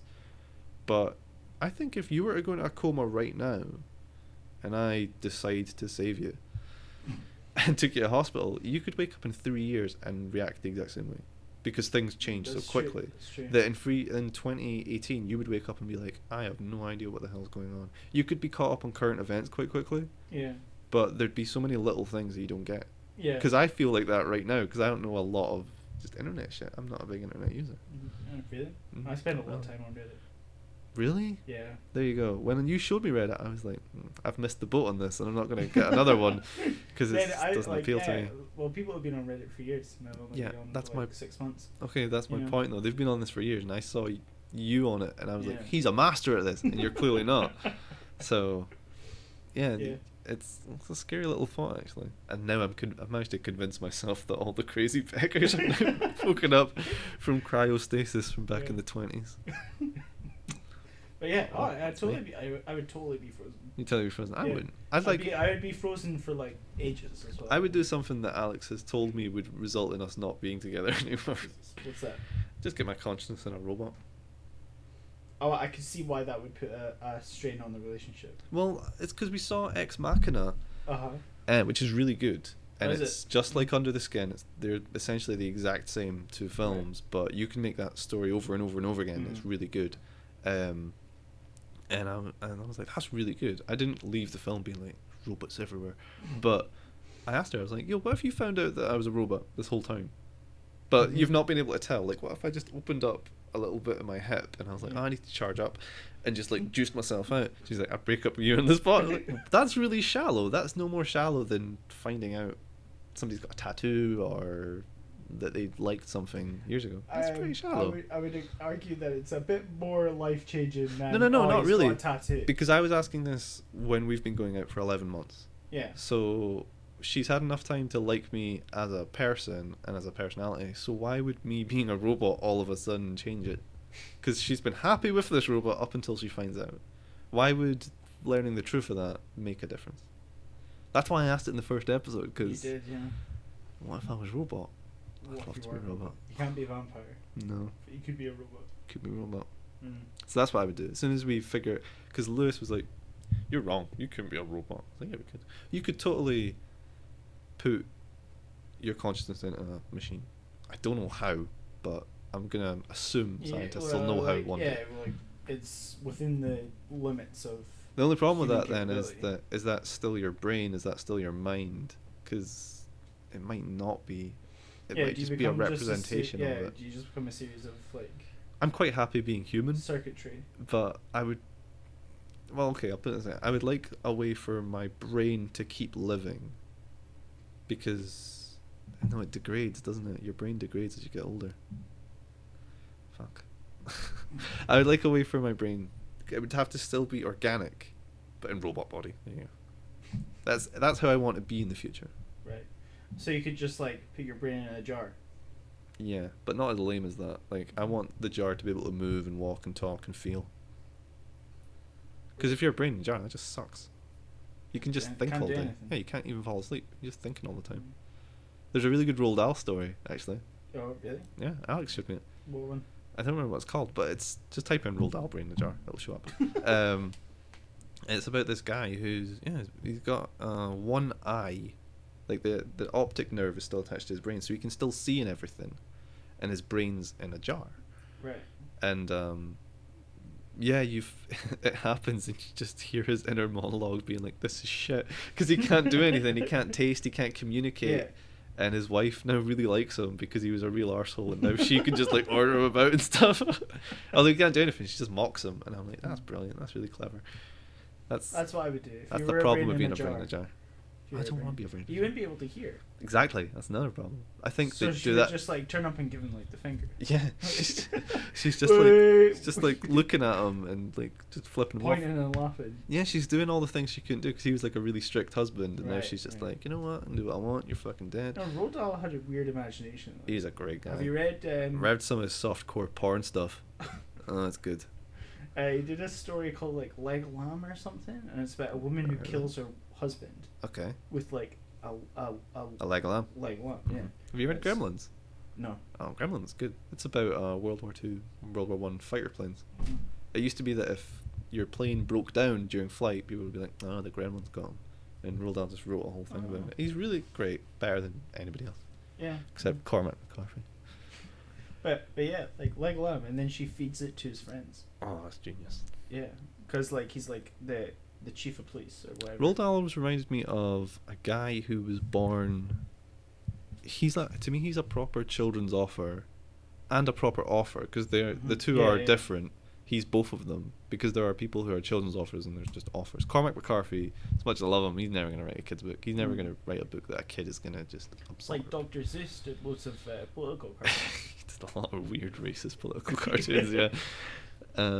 Yeah, he was both. He could do adult stuff and children's stuff. But Roald Dahl reminds me, he's better than most other children's authors because he reminds me more than anyone else of like Christian Andersen and the Grimm brothers, because they weren't stories really for kids. They were more warnings for kids. Yeah. It was like, right, there's wolves in that fucking wood, but kids aren't scared of wolves. Yeah. Tell them there's a witch. Yeah. And that would just keep you out of there because witches and stuff. Witches. And Roald Dahl's the exact same because he just has the grotesque and this really scary. And then there's like a bit of comedy in there, so it's fun and it's like The Twits is a great book. Yeah, yeah. I love The Twits because those two are just the worst. Mm. But then the Roly Poly Bird is really colourful and great, and he frees those monkeys that they have. And then there's the really like frightening image, which doesn't make sense, of if you stand on your head for too long, you will shrink into your own body or something. Yeah. And that's a really great, strange ending. Yeah, yeah. And then you've got Fantastic Mr. Fox, of course, which I think everybody loves. You don't like Fantastic Mr. Fox? I haven't met anyone You're who's robot. been like... You're unfeeling robot as well. You're unfeeling robot. Mm-hmm. You're like the those robots from iRobot. The shitty ones. I don't like that movie. No, yeah, well, the new ones that come out, the Yeah. villains of the film. The yeah. shitty ones. Yeah. You're Alan Tudyk from Firefly. That's who voiced. Yeah, the yeah. voice character. No, he voiced one, and then there was other. Whatever. If they all look the same, so they must all be That's Alan Tudyks. racist. That's robotist. I'm alright with that. That's Roboticist. I'm alright with that because the machine is the new other. Because it used to be that you would hate anyone that wasn't of your tribe. And that's what racism is. It's just Mhm. they don't look like me, I must hate them. But now we've realised that's stupid and we're all the same. So we've just replaced racism with machines. And it's true. If you look at like the best movies about machinery and the future, it's all that. It's just the idea of the other. True. They're the new other. That's the new race. And I'm alright with that. Or well, that's what my essay was that, in. that and mutants in the X-Men. Fuck mutants, man. We know Well, that whole there's thing just is nothing no good with way. mutants. Exterminate them all. I'm pro. Especially Wolverine. I'm pro Sentinels. I am anti-mutant.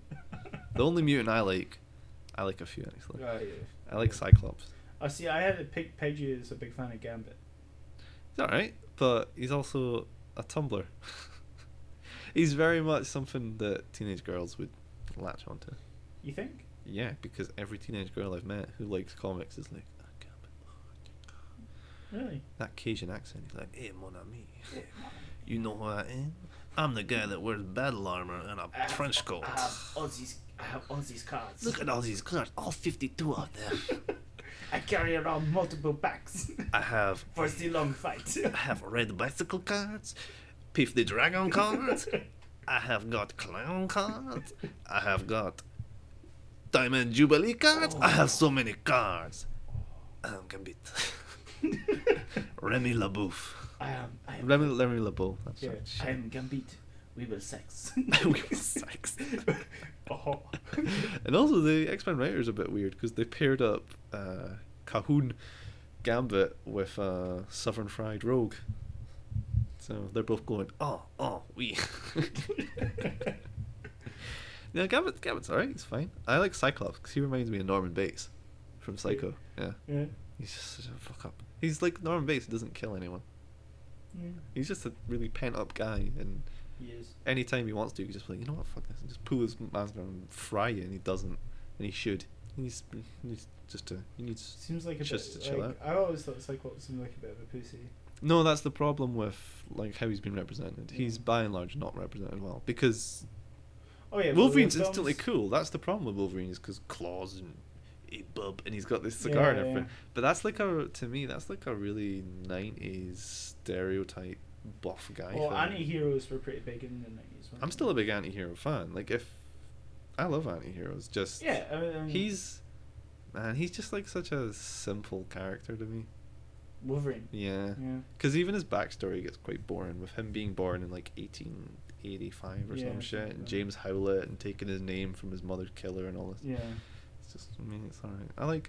So I've got Cyclops. I like Storm actually. Storm's really cool. Storm is cool. Storm's very cool. Storm's also got one of the weirdest designs of the 80s when she's all leather and she's got the mohawk. Oh, I haven't seen it. You haven't seen it? It's an Age of No. Apocalypse. It's brilliant. People either love it or they hate it. It's very of its time. I like it. See, the way I always picture Storm is the animated cartoon from the 90s. Yeah, that's good. All the white. animated cartoon's brilliant. Yeah, well, yeah, it was very good. You know, the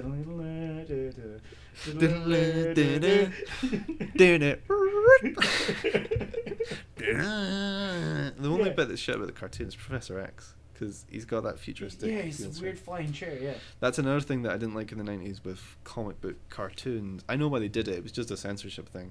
They all had to have lasers instead of bullets. Bullets were violent. Yeah. Lasers are. Lasers are okay. So yeah, I like Storm. I like X-Man. He's great. X-Man. Nobody's heard of him because he sounds like a shitty version. I know of him. It's not Nate Gray. Oh, that's what it is. Yeah. It's not. Who is Scott Summers' son from? Kind of like an alternate. You know, he's Marvel bullshit. That's what he is really. I like X-Man. He's really good. I quite like Jubilee. Because she's very, very. Are you like, ooh, sparkly? No, I'm just confused at that character design. I just look at that and I'm like, what? Yellow trench coat, goggles, hot pants, and you do what? Throw fireworks. Alright? I'm just. That's to me a great design. Yeah. I like it. Quite like Iceman. Yeah, I like Iceman. Iceman's alright. I like Rogue. Rogue's okay. Rogue's okay, but again, need to do something with that character. I always quite like Colossus.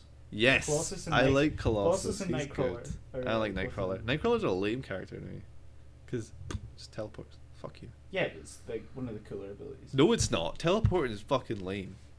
I greatly disagree. Right. So you would rather fly? Yeah. No. What do you mean not? No time. Don't fucking nut me. Like what's right? bad? Think of the potential of teleporting. Yeah, you go poof, poof, new place. That's great for stuff, but it's also think not of the very shit that you interesting. could steal. I don't want to steal. I'm a hero. I'm not a villain. I like to think I'd be a hero, but yeah, I probably would steal. So you're a villain then? Yeah. Right. I'd repent eventually. Once I got myself set up. Alex described me as an anti-hero once. Yeah. I was like, why? So, can't imagine you being the nicest person to rescue from a building. Like, why'd you get caught in a building on fire? Yeah, fuck's sake. Fuck you. I'm here now. I have to fucking deal with this. Fuck it, you buy. Come on, let's go. You see, if you could teleport, you could like. Don't want to teleport. Fly. So you'd fly through the window. So much better. Yeah. Is it like in I don't know Wuthering Heights when you fly through the window? What? You know she has that dream. No. Of It's been a long time. It's Heathcliff has the dream of Catherine flying through the window. I've been described the nightingale. It's been a long time since I've read Wuthering Heights, so no, I don't remember. No.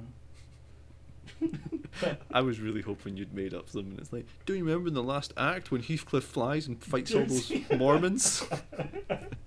He rips off his shirt. He's actually all robot. Muscled. He's got a tattoo of Satan. He pulls out an AK-47 and he leads the Jews out of Egypt. And then Gandalf blows smoke rings at him. Yeah, I could see that happening. Let's go get some funding. Heathcliff 2. Heathcliffs. So yeah, that's the X-Men I like. There's probably more. I just don't remember them. I like Volt. No, fuck it. There's loads of X-Men I like, and then I just kind of forget they have about such a them. big roster. Right? It's too big. That's the problem. Darwin was cool. Who the fuck's Darwin? Darwin's the one that changes to suit his environment. Okay, that sounds like a lot. He was in the First Class movie, but they fucking ruined him. There's no good X-Men films. I did like First Class. I don't know why you like First Class. First Class bugs me. It was entertainment in a way that you can switch off. And I don't like that. I see. Again, that goes into my whole movie thing. I don't want to go out a film and just kind of turn my brain off. I either want to be really pissed off when I leave, really happy, and that's the two. You want to feel something when you leave. Yeah, because filmmaking's the best. This isn't like games where I don't know where it rates. Films are like the best storytelling device right now. One day they won't be, but for the moment they're the best. One day we'll get stories implanted into our brains. Yeah, I've got like a lot of things that I don't really believe in subjective creative opinions, because creativity is objective. It's not subjective. I've heard you rant about this. Yeah, and I'm still right about it. So when I got into a huge argument with somebody when I was doing romanticism, because it's mostly poetry, Yeah. and I don't consider poetry art anymore. Okay, not anymore. Not anymore. It used to be, Yeah. and it's not anymore. Okay. She didn't like it because I kept going, no, you're wrong. She was like, it's an opinion. I went, yeah, but your opinion doesn't mean shit. And I was just explaining my usual subjective and objective thing.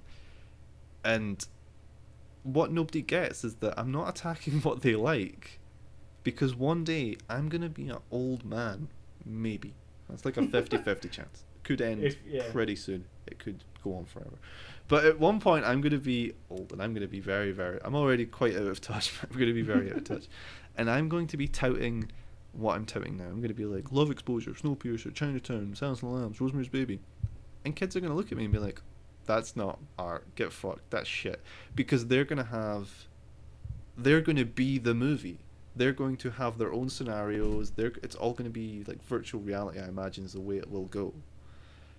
And that'll be the most artistic thing, because it'll be affecting you. The idea of film and characters and stories is that we project onto them things we want, but we're going to get to a point where we can do that ourselves, where we'll just be in this amazing game, this amazing film, this whatever, and those kids will be right and I'm going to be wrong when I'm telling them, no, books and films, comics and games, they're real art.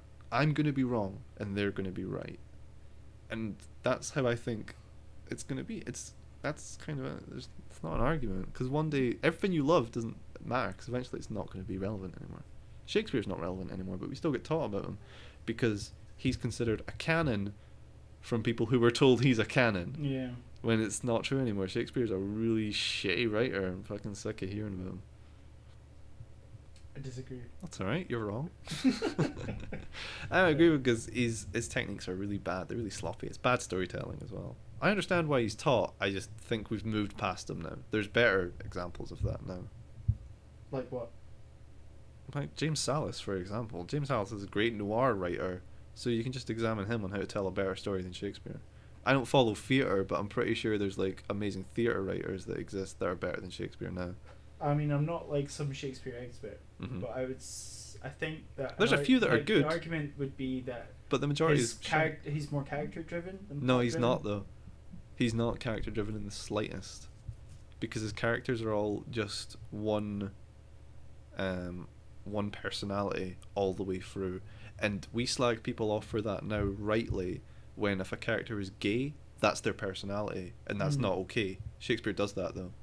Like Shylock. See, Shylock was the character that I was thinking is of. Jewish, so his entire personality is he's the villain. He is then every stereotype of that character. That's not alright. If you did that today, it's not okay, and it's right that that's not okay. Yeah. Because we're better than Shakespeare. Every writer that exists right now better than Shakespeare, because we can see that you're not just one personality. You're not one Would embodification. that not have translated better on stage?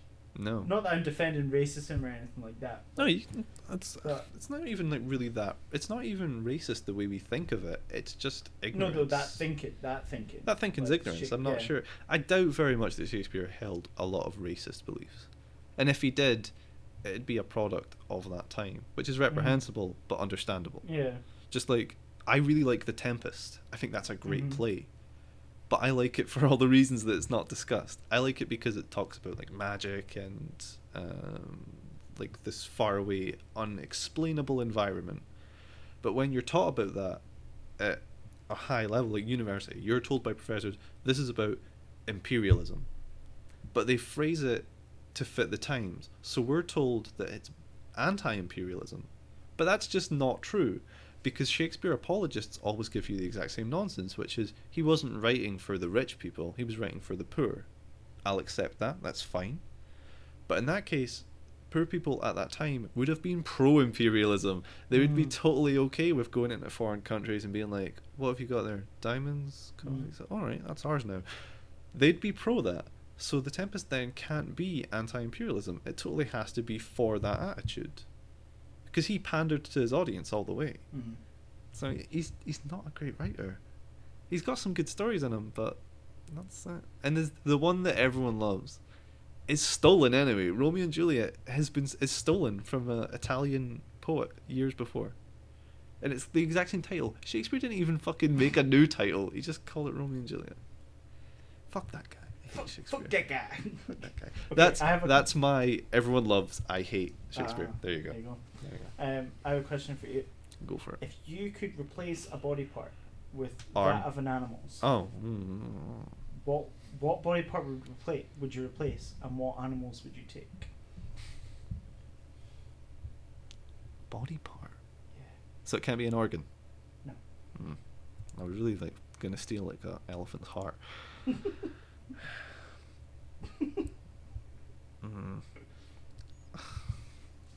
bothers me. Because the one I want would make me look really ugly.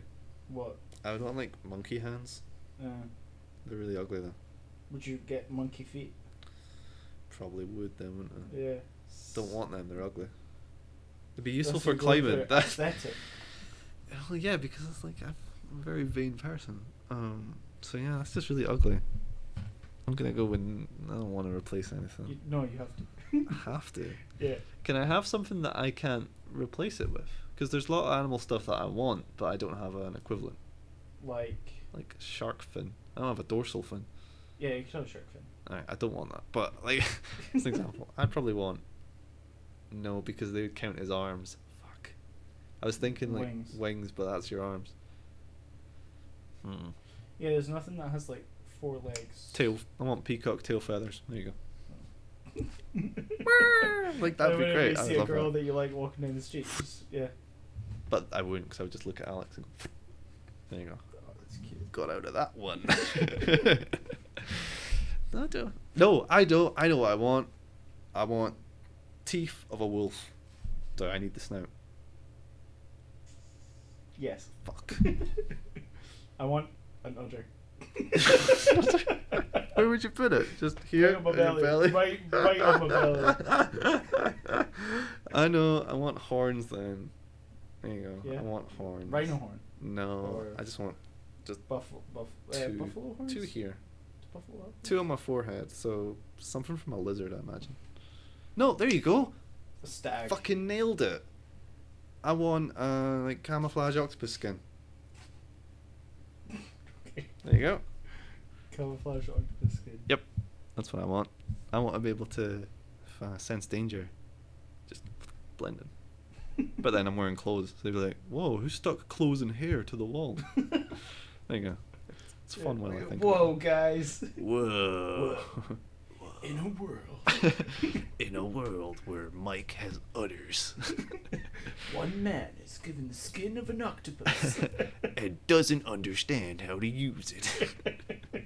Why do you want udders? Just the aesthetic, funny. Oh, someone's really pissing me off. You just like scoot them with my mouth. There is a problem with that though. What? You'd always be on Baskin Robbins. Because you would save a lot of money on buying milk, full fat milk. You could just be like, that's what uddering. I think customers probably wouldn't be too. Have you seen customers? They don't give too a happy about that. fuck. Do you know why they don't give a fuck? This is, I have forgotten to write down dumb stuff I done heard, but I have memorized one. I've done heard. There were some people that came to see The Gift and they had unlimited cards, which Uh-huh. just further proves a whole episode of unlimited hate that I'll get into. They were just like, "Can you see The Gift?" And I'm like, "Yeah, sure, no problem." I'm looking for the thing, it's not there. I'm like, "Oh, guys, we're not showing The Gift." And they just go, "Oh, right, see Fantastic Four then." Right, you clearly didn't want to see The Gift then. You clearly were not interested in seeing that film if you can instantly then go, "Oh, what's on next?" You didn't want to see either of those movies. So that's... Maybe they wanted to see both. I doubt it. See, Although I don't know why anyone would want to see the new Fantastic Four. I do, because it's Fuck new. that film. It's meant to be like a car crash. Yeah, it's meant to be awful. No, but that just proves to me that they didn't care what they were seeing. They were just because then later on I heard more unlimited customers going, "Oh, it's just to kill time anyway." I'm like, you're really using a cinema wrong. If you've got one of those unlimited cards. Like, No, you're using it wrong. I'm not getting into it now because it's a longer conversation. Yeah, that's one of the dumber things I've done heard. I can tell you one that I heard the other day, right? So for anyone listening that doesn't know, we do we both work in a cinema. Ah, fuck. Oh shit. There's only Unnamed cinema, right? Yeah. even though you've already ruined it. And Be sponsored we sell nachos. They come in like a tray, and you get one of 3 sauces with them, and none of them are what this kid asked for. Right? So this kid came up. Let me just strap in. Looking forward to this. This kid came up to me, and he must have been about 8, and he was like, "See your nachos, right? Did they come with chili on them?" And I was like, "What?" Could he have meant the jalapenos? No. Most bizarre, because that came in later. Most bizarre question that a customer has asked me, and he was like, "Yeah, like hot chili." I think he's meaning the jalapenos. And I went, "No." And he was like, "Right, okay, so what do they have?" So I explained to him. And you got out your whiteboard. No, that's not difficult, right? So, I mentioned the jalapenos, and he was like, "No, it's not what I want." Right, okay. So you want like devil red pepper. Shit that'd make you cry. Shit that makes your mum piss herself. Right. So he thought about it for a moment. Yeah, okay. He looked up and down the counter. Right. Wait, what about your hot dog?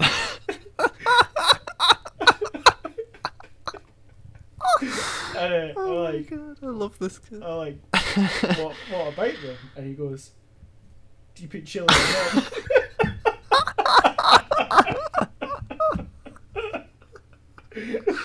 Oh fuck. You know what you should have done? What? The coffee grinds. Really? Yeah, but yeah. I just like stand there like this. It's busy. It's busy as well. It's not like just like some kid came in like, "Oh, I'm gonna fuck with this guy." Yeah. This kid wanted chili. How old's this kid? He must be like 8. Oh, I like this kid. And I hope he's related to Top Hat Kid. Top Hat Kid. Yeah. In the first episode, talk about the kid wearing a top. Oh yeah. And he was like, "Yeah, dude, so do you put chili on the hot dog?" Like, "We don't have chili." You do get some weird questions from kids. A little kid asked me one time, I was like, "Where's the toilet man?" I don't answer them, I just kind of point at the toilet. Yeah. And they went, "Can I use the woman's one?" I was like, "Do what you want."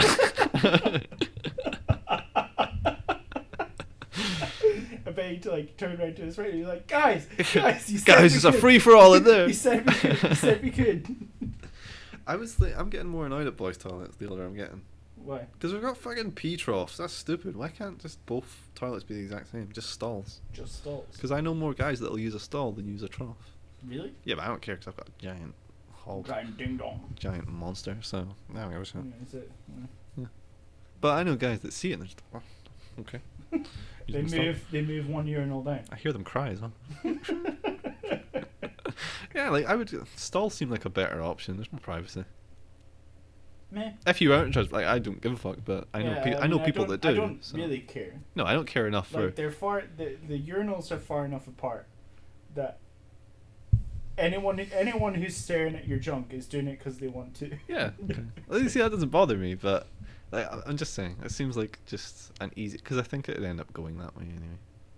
Of just being stalls. I don't care enough to go on change.org, but I care enough to ask you about it. Please change the way the toilet systems across the country work. In brackets, I don't really care. I signed up for a change.org thing. Oh, did they keep sending you emails? Keep sending me emails. I was fucking raging. Like. Not really, because I quite like a lot of the things, because they're by people that give a shit. I can't remember what I signed up for. That shows how little I cared, is that I don't remember what I signed up for. Yeah. It's probably something I cared about at the time. Yeah, at the time. At the time. Now I'm like, you get that. You're like, oh, what ifs? What else? Oh, okay. What ifs? What else, bro? Bruh. Okay, tell me a Mike United story.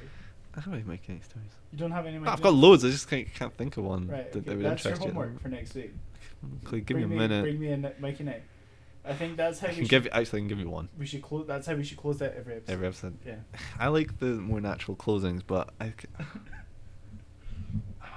me a minute. I'll give you one. Okay.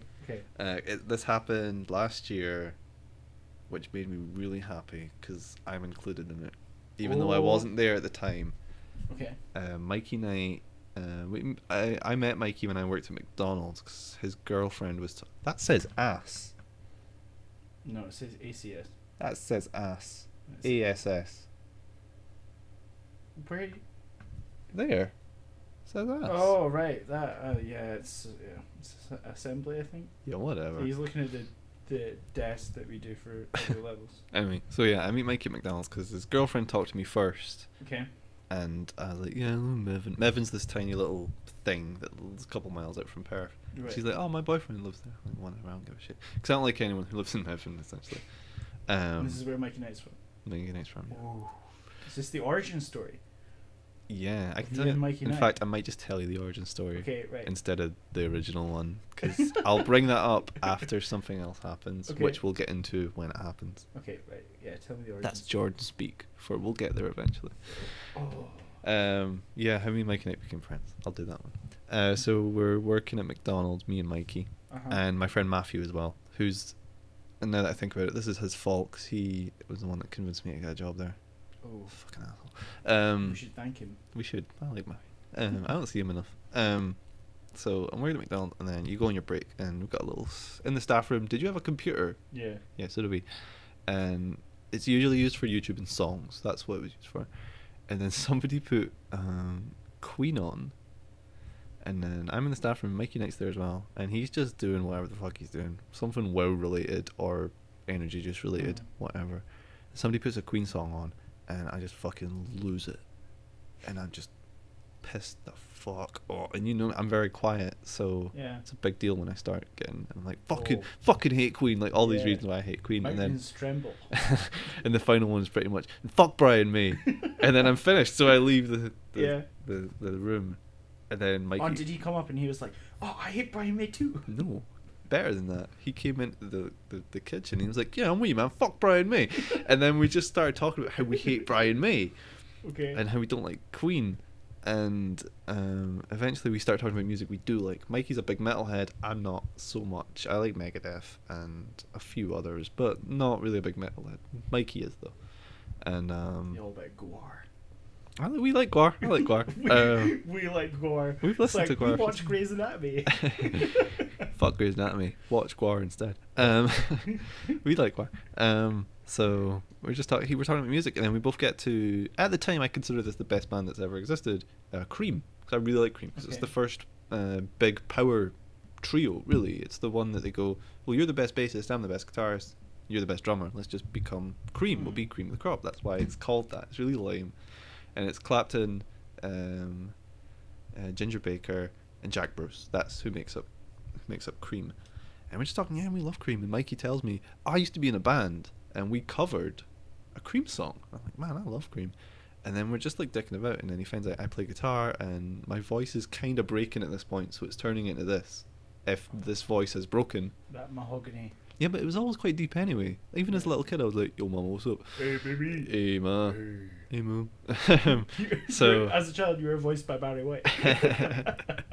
So it's just breaking. I'm like, yeah, I can do like proper that bluesy growl thing. And Matt can play the bass, because you can play the bass. And Matt's a bigger metalhead than me, but he's kind of into stuff that I think now he cringes at, but it's all right. And we're just joking about. We're just going, yeah, you know what? We should do a song about chicken nuggets. And we started just singing and making up shit about chicken nuggets and all the McDonald's stuff. That's cute. It is quite cute. And then I went, you know what? I'll ask Matt if he's interested, because me and Mikey both live in Mevin, so walking distance between each other. Matt can come up. And the interesting thing is, Matt eventually did move to Mevin, just randomly. He became my next door neighbour, and that never happens. That's like a real movie thing where you live next door to your best friend. And we became a band. And then talking to Mikey about it in the kitchen, we're just like, what are we going to call it though? And then I just go, do you know what we should call it? Teenage Pussy. And then the next day at school, I go in and Matt's sitting in the lunchroom with his girlfriend, and I just come in and I'm like, Matt, you're in Teenage Pussy. And he goes, yeah. And that's it. So you can't even Google that. Yeah, you can, but you get in trouble for it. You would get in trouble. we wanted a name that your gran would listen to. I think my gran would love Teenage Pussy. Everyone loves Teenage Pussy. And that's it. That's the band Teenage Pussy. That's it. And that takes us to our full time. So, Jordan, who are you sponsored by today? Who am I sponsored by today? I haven't thought about this. I am sponsored by RGU Radio Department. Oh. Which doesn't exist. Doesn't exist. Who am I sponsored by? Who are you sponsored by? Oh. I'm sponsored by Magnum Military Surplus. If you're a gorilla, buy Magnum. Yeah, there you go. That's true. Okay, Hard wearing. This has been Guys No Mojo. Thanks for listening and have a good week.